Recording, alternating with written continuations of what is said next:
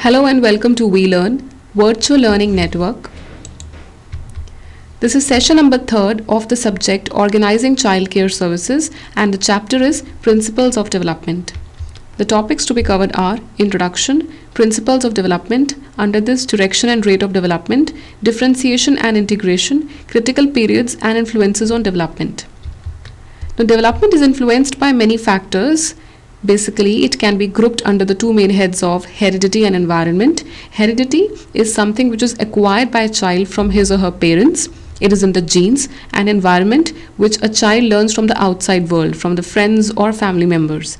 So heredity is something which a particular child gets from the parents in the form of genes, and the environment in which a person learns from the outside world. So basically, the two, nature as well as nurture, heredity and environment. The principles of development are direction of development, rate of development, differentiation and integration, and critical periods.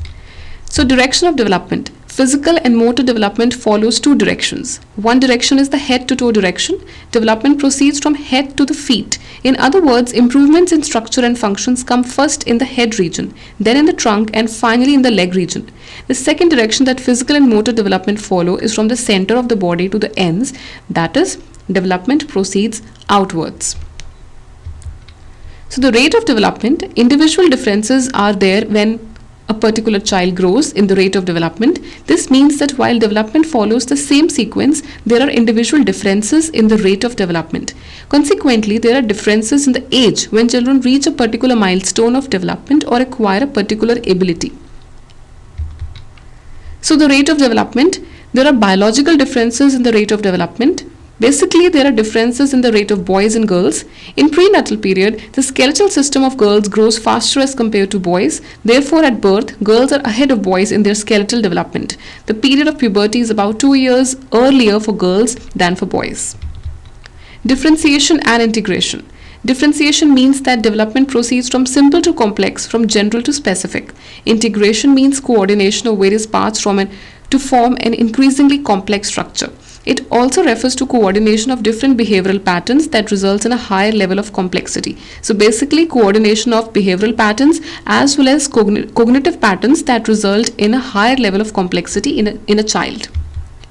So critical periods, a critical or sensitive period is that time period in life when an environmental influence has its greatest impact on the development of the child. During this period, specific experiences affect the development of the child more than they do at other times. So environmental influence at this particular time is the highest.